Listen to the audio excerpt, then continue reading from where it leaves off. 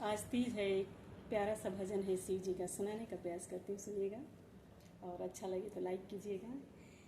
डम डम डमरू बजाई ला हमार जोगिया, डम डम डमरू बजाई ला हमार जोगिया, हमार जोगिया हो, हमार जोगिया हो, हमार जोगिया।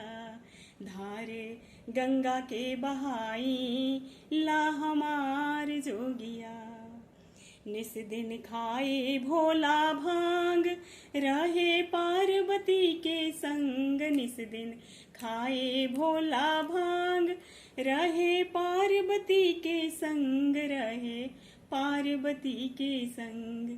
महादेव जी कहाई ला हमार जोगिया, डम डम डमरू बजाई ला हमार जोगिया। गले में सर्प की माला, सिर पर चंदा शोभे आला, गले में सर्प की माला, सिर पर चंदा शोभे आला, सिर पर चंदा शोभे आला।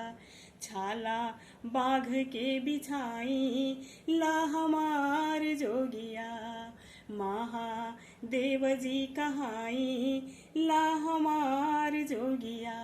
डम डम डमरू बजाई ला हमार जोगिया। घर में नइखे गोदाना, बैला बान्हल बा पुराना, घर में नइखे गोदाना, बैला बान्हल बा पुराना। जोई मांगे सो लुटाई ला हमार जोगिया, महादेव जी कहाई ला हमार जोगिया। डम डम डमरू बजाई ला हमार जोगिया। शिव जी अजय अविनाशी, हमें कैलाश के वासी, शिव जी अजय अविनाशी, हमें कैलाश के वासी, हमें कैलाश के वासी।